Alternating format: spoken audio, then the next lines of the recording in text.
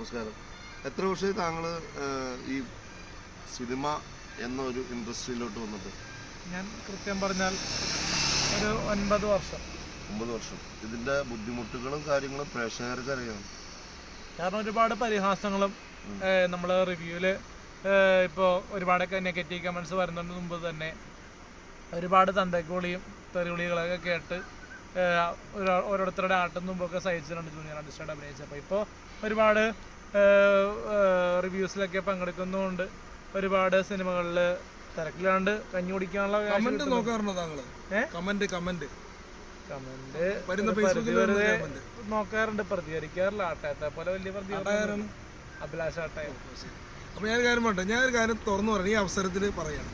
പെരേരയെ ഞാൻ ഇഷ്ടപ്പെട്ട് തുടങ്ങിയെന്ന് വെച്ച് കഴിഞ്ഞാൽ ഒരു വീഡിയോ പെരേരയുടെ വന്നു, പെരേരയുടെ പിറന്നാളാഘോഷം. അത് ഗംഭീരമായിട്ടാണ് വനിതാ വിനിതയിൽ ആഘോഷിച്ചത്. അന്ന് ആരൊക്കെയാണെന്ന് പറയാം. അന്ന് ആ ചേച്ചിയുടെ പേര് പറഞ്ഞ സ്മൃനു. സ്മിനി ചേച്ചി കേക്ക് മുറിച്ച് കൊടുത്തിട്ട് പറയുമ്പോൾ എൻ്റെ ഒരു അനിയൻ കൊച്ചിൻ്റെ പിറന്നാളാണ്. അനിയൻ കുട്ടിയെ പോലെ അല്ല, വേറൊരു ഇതിൽ പറയും മകനെ പോലെ. അങ്ങനെ ആയിക്കോട്ടെ. അപ്പോൾ ആ ചേച്ചി കൊടുത്ത ആ വീഡിയോ കണ്ടിട്ട് എനിക്ക് സത്യം പറഞ്ഞ അഭിമാനം തോന്നി.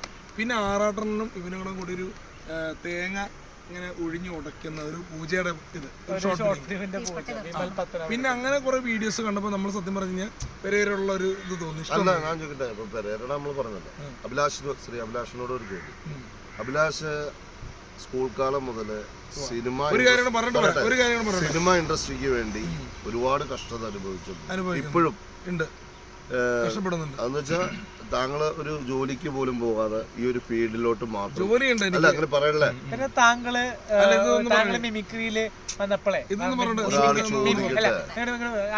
മിമിക്രിയില് വന്നപ്പോള് അത് പറയാം. മിമിക്രിയിൽ വന്നപ്പോൾ ആദ്യം വലിയൊരു നടൻ താങ്കളെ കളിയാക്കി, ജയറാമേട്ടനല്ലേ, താങ്കൾ പേരെടുത്ത് പറയുന്നതുകൊണ്ട് അതൊന്നും പറയണ്ട. അത് ഞാൻ ആരോടും പറയില്ല. പറഞ്ഞു പെരേരോട് പറഞ്ഞ ലോകം മൊത്തം അറിയില്ല, അതുകൊണ്ട് പറയുന്നത്. അപ്പൊ ഞാൻ പറയട്ടെ, ഇവൻ പറഞ്ഞ പോലെ അത് മാഹിൻ ഞങ്ങൾ ഒരുമിച്ച് പഠിച്ചതാണ്. നിഷ ഇടുക്കി കേൾക്കുന്നുണ്ടോ? ഞങ്ങൾ ഒരുമിച്ച് പഠിച്ചതാണ്. ഞാൻ മാഹിൻ മോൻ്റെ പ്രിയപ്പെട്ട സുമേഷ് ഗുഡ്ലക്ക് എന്ന് പറഞ്ഞ കലാകാരൻ കാരണമാണ് ഇവിടെ വന്നത്. ഒരു മിനിറ്റ് എന്നെ കാണിച്ചു ഞങ്ങൾക്ക് കാര്യം പറയട്ടെ. കാരണം മലയാള സിനിമയില് 30 വർഷം മുന്നേ ആൾക്കാർക്കും അറിയാം, ജയറാമേട്ടൻ എന്ന് പറഞ്ഞ നടനാണ്. പത്മശ്രീ ജയറാമേട്ടനാണ് ദിലീപേട്ടനെ സിനിമയിലേക്ക് കൊണ്ടുവന്നത്. ദിലീപേട്ടൻ ഒരുപാട് ഇന്റർവ്യൂ പറയുന്നുണ്ട്. പക്ഷേ കലാഭവൻ എന്ന ട്രൂപ്പിലൂടെയാണ് വന്നത്. കൊച്ചിൻ കലാഭവൻ ഇതിലൂടെയാണ് ജയറാമേട്ടനും ദിലീപേട്ടനും എല്ലാം വന്നത്. കാരണം ഇവര് രണ്ടുപേരും എന്ന് പറഞ്ഞു കഴിഞ്ഞാൽ ജയറാമേട്ടന്റെ പലപ്പോഴും ചെറിയ ജാടയായിട്ട് കണ്ടിട്ടുണ്ട്. പക്ഷെ ദിലീപേട്ടൻ പക്ക ഒരു മനുഷ്യ സ്നേഹിയാണ്. കാരണം കാര്യം പറഞ്ഞു തീർന്നില്ല. പെരേരെ കണ്ടതെന്ന് വെച്ച് കഴിഞ്ഞാൽ ഒരു കടന്നൽ കഥ എന്ന് പറഞ്ഞ സിനിമയാണ് പ്രദീപേട്ടൻ ചെയ്ത് ഞങ്ങളുടെ കിഴക്കേക്കര. അന്ന് ആ സിനിമയുടെ പോസ്റ്റർ ഒട്ടിക്കുന്ന മാഹിമോറ്റ് വരെ വന്നു. അന്ന് നോമ്പായതുകൊണ്ട് ഇവന് സിനിമ കാണാൻ പറ്റിയില്ല. കാരണം എന്ന് വെച്ച് കഴിഞ്ഞാൽ നോമ്പിന്റെ ഇത് അറിയാലോ, രാത്രി മുതൽ അപ്പൊ ആ സിനിമയുടെ റിവ്യൂ രാത്രി മുതൽ പകല് വരെ പോസ്റ്റർ ഒട്ടിക്കല്.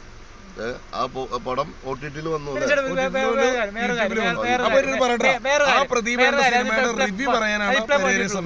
വേറെ കാര്യം പറയാം. കഴിഞ്ഞ വർഷം ജയറാമേട്ടൻ്റെ ഒരു പടം ഇറങ്ങിയായിരുന്നല്ലോ, ലാസ്റ്റ് ഹോസ്റ്റലറിന്റെ ഒരു സന്തോഷം പറയാം. കാരണം ജയറാമേട്ടൻ്റെ ജാടയുണ്ട്, ഞാൻ അപ്പത്തെ പറഞ്ഞു പോയതാണ്. വലിയ ജാടയില്ല. ആദ്യം പറഞ്ഞാൽ എനിക്ക് ജയറാമേട്ടനെ അറിയണ്ട, അതല്ലാതെ പറയാൻ പറ്റും. കാരണം അതെനിക്ക് അയ്യപ്പത്തെ പറ്റിയതാണ്. കാരണം ഹോസ്റ്റലർ എന്ന സിനിമയുടെ റിവ്യൂ കഴിഞ്ഞപ്പോൾ അതിന്റെ കൺട്രോളർ എനിക്ക് ജയറാമേട്ടനെ വിളിച്ചു വന്നു, മനസ്സിലായ? ആറാട്ടണ്ണനും ഞാൻ ഒരുമിച്ച് ജയറാമേട്ടനോട് ഫോണിൽ വിളിച്ചിട്ട് റിവ്യൂ പറയേണ്ട അവസ്ഥ തന്നു. കാരണം അതൊരു ഭാഗ്യം എന്ന് പറഞ്ഞാൽ നമ്മള് ഇത് വെറുതെ പറയുന്നതല്ല. ഇതിപ്പോ ജയറാമേട്ടൻ ചോദിച്ചാലും ജയറാമേട്ടൻ കണ്ടിട്ടില്ലെന്ന് പറയൂല, വിളിച്ചിട്ടില്ലെന്ന് പറയില്ല. കാരണം അത്രയ്ക്കൊരു ഒരു ഫോൺ സംഭാഷണം ഉണ്ടായി. സന്തോഷം മോനെ പറഞ്ഞു.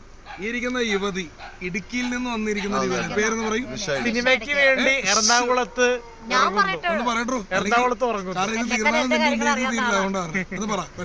ഞാൻ ഇടുക്കി ഹൈറേഞ്ചിൽ നിന്ന് വന്ന ഒരാളായിരുന്നു. കുറെ നാള് സപ്പോർട്ടിംഗ് ആർട്ടിസ്റ്റായിട്ട്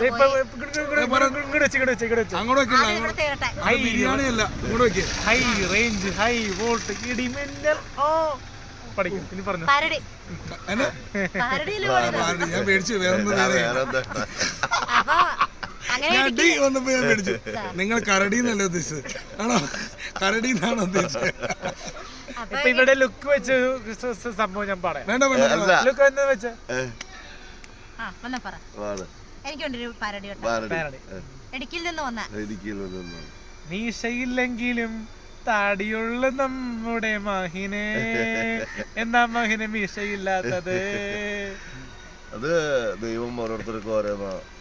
അത് അതല്ല, നിഷ ഇടുക്കിയെ കുറിച്ച് മായനെന്ന് പറ. നിഷ ചേച്ചിനെ കുറിച്ചപ്പോ എനിക്ക് പറയാനുള്ള, ഞാൻ നിഷ ചേച്ചിനെ കാണാൻ തുടങ്ങിയിട്ടപ്പോ എങ്ങനെ വന്നാലും 1 വർഷത്തിന് മേളിലായിട്ടുണ്ട് അല്ലേ ചേച്ചി? ഇടുക്കിക്ക് പോകാറുണ്ടോ താങ്കൾ? അത് ഇവിടെ തന്നെയാണോ? അതല്ല ചോദിച്ചേ, ഇടുക്കി കൂടുതലും എറണാകുളത്താണ് വർക്കുകളും കാര്യങ്ങളും. വർക്കല്ല എറണാകുളത്താണ്. ഇടുക്കിയിലെ മിടുക്കിയാണോ? റിവ്യൂ റാണിയായി മാറി. അല്ല അങ്ങനെയല്ല, റിവ്യൂ പറയാൻ പെണ്ണുങ്ങളില്ലാത്തോണ്ട് റിവ്യൂ റാണിയായിട്ട് മാറിയിരിക്കും. റിവ്യൂ രാജാവായി. നിശ പറയുന്ന വലിയ റിവ്യൂ ആണെന്ന്. റിവ്യൂ രാജാവാണ്. റിവ്യൂ ആണെന്ന് പറയുന്നില്ല. ഞാൻ അവിടെ ചവിട്ടുകടം കളിച്ച് പറയാൻ എന്നെ കിട്ടത്തില്ല. ഞാൻ എന്റെ രീതിയിലൂടെയാണ് പോയിക്കൊണ്ടിരിക്കുന്നത്. നിശക്ക് പല പദവേഷ്ടി ഉണ്ടെന്നാ പലരും അതൊക്കെ ഉണ്ട്. അതായത് എനിക്കിപ്പോ ഇവരെ കണ്ടോ, ആറട്ടനെ കണ്ടോ, അലിൻ ജോസിനെ കണ്ടോ കോപ്പി അടിക്കേണ്ട ആവശ്യമില്ല. എല്ലാവർക്കും അവനവന്റേതായ രീതിയിലൂടെ വേണം പറഞ്ഞു പോകാൻ. പിന്നെ ഒരു പെണ്ണെന്നെ രാത്രി വിളിച്ചിട്ട് പറഞ്ഞു, ഞാനും ഒരു ഡാൻസ് കളിച്ചാൽ ഞാനും വൈറലാവും എന്ന് പറഞ്ഞു. ശരിയാണോ? ഞാൻ അങ്ങനെ ഡാൻസ് അതല്ല പറഞ്ഞു, ഒരു പെണ്ണ് വനിതാ വിരുദ്ധ വന്നു കഴിഞ്ഞാൽ എപ്പോഴും വൈറലാവും എന്ന് പറഞ്ഞാൽ ശരിയാണോ? അറിയില്ല. കാരണം ഞാൻ പറഞ്ഞു കഴിഞ്ഞാൽ ഒരുപാട് നടിമാര് ഡാൻസ് കളിക്കാറുണ്ട്. വനിതാ വിരുദ്ധയിൽ വന്നിട്ട് ഡാൻസ് കളിച്ചിട്ട് ഞാൻ പറയട്ടെ, ഒരു ജയറാമേണ്ട ഒരു പടത്തിൽ നായകനും ഡാൻസ് കളിച്ചു. അതൊന്നും വലിയ രീതിയിൽ വൈറലായിട്ടില്ല. പക്ഷെ എന്റെ ഒപ്പം ഡാൻസ് കളിച്ച പെൺകുട്ടി സൂപ്പർ സ്റ്റാറായി. മനസ്സിലായി? കഴിഞ്ഞ ദിവസം മാഹിൻ മൂവാറ്റുപുഴ ഇതേ എന്റെ കൂടെ പഠിച്ചതാണ്. ഒരുപാട് സങ്കടങ്ങളോടെ വന്നൊരു കലാകാരനാണ്. കാരണം ഒരുപാട് പരിഹാസങ്ങൾ. ഇപ്പോഴാണ് 10 പേര് കാണുമ്പോൾ ഞാൻ നോക്കുമ്പോൾ മാഹിന്റെ കൂടെ ഒന്ന് ഫോട്ടോ എടുക്കുന്നത്. കാരണം എന്ന് വെച്ചാൽ പാട്ട് പാടുമ്പോൾ പല നെഗറ്റീവ് കമന്റ് വരെ വന്നിട്ടുണ്ട്. പക്ഷെ ഇപ്പോൾ ഒരുപാട് സ്റ്റേജ് പ്രോഗ്രാംസ് മാഹിന് കിട്ടും ഇല്ലേ? ആണോ? ഇപ്പൊ ഒരുപാട് മിണ്ടാത്ത കൂട്ടുകാർ വന്ന് മിണ്ടുന്നു. ഫാമിലി ലൈഫ് ഒക്കെ എങ്ങനെ പോകും? നല്ല രീതിയിൽ സന്തോഷമായിട്ട്. ഫാമിലിനെ കുറിച്ചല്ല, നമ്മളെ കുറിച്ച് പറ. അതല്ല, പേര് പറയണ്ട. എടാ ഈ ഫാമിലി അല്ല, അത് പിന്നീട് വീഡിയോയിൽ വരാം. ഇപ്പൊ പറഞ്ഞേ മായനെ ഇപ്പൊ സിനിമയിൽ അഭിനയിച്ചത് കോളനി മാസ്റ്റർ മനാഫാദിനാണ്. സുമേഷ് കുട്ട്ലക്ക്, അഭിലാഷ് പടത്തിൽ ചെയ്യുന്നില്ലേ? പിന്നെ ഞങ്ങൾ സന്തോഷ വാർത്ത അറിയിക്കുകയാണ്. Good luck vision channel media എടുത്തേക്കുവാണ്. ഗുഡ് ലക്ക് വിഷൻ മീഡിയ എന്ന് പറഞ്ഞാൽ ഗുഡ് ലക്ക് സുമേഷ് ആണ് തുടക്കം. സുമേഷ് ഗുഡ്ലക്കാണ് നിർത്തിയിട്ട് ഇപ്പൊ ഞങ്ങൾ രണ്ടുപേരും അങ്ങനെയല്ല ജോലിയും കാര്യങ്ങളായിട്ട് ഗുഡ് ലക്ക് വിഷൻ മീഡിയ. അപ്പൊ അതിലൂടെ കുറച്ച് ബ്ലോഗുകൾ ചെയ്യാണ്, കടകളുടെ പരസ്യങ്ങളൊക്കെ ചെയ്യണം. അതിന് ഞങ്ങളെ സമീപിക്കാം. അത് ഞങ്ങളുടെ സുഹൃത്തുക്കൾ കുറച്ച് കടകളുടെ പരസ്യം, കുറച്ച് കടകളൊക്കെ പിടിച്ചു തരണം. പിന്നെ അതിൽ പേരേരെ ഞങ്ങൾ കൊണ്ടുവരും.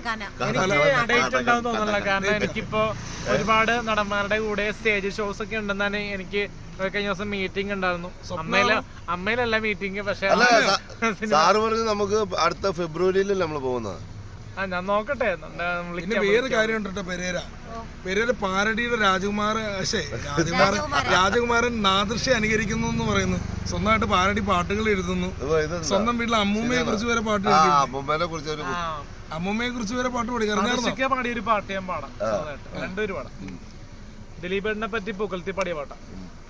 മന്ദഹാസം ചുണ്ടി നൽകാൻ വന്നവനാണീ സൂപ്പർ താരം, ഈ ജനപ്രിയ നായകൻ ദിലീപേട്ടനടാ. മന്ദഹാസം ചുണ്ടിൽ നൽകാൻ വന്നവനാണീ സൂപ്പർ താരം, പല വേഷം കെട്ടി പല സിനിമയിലമേച്ച് ജനപ്രിയനായ താരം. സൈന്യമെന്നൊരു ജോഷി സിനിമ വന്നതോ ചെറുവേഷമായി, നായക അത് വേഷമെന്നത് മാനത്തെ കൊട്ടാരമോ. സല്ലാപം സിനിമയിൽ ജൂനിയർ യേശുദാസ് ആയപ്പോൾ മനായി, ഇപ്പോൾ ഇതാ ബബ്ബ വരെ എത്തി നിൽക്കുന്ന നായകനടാ.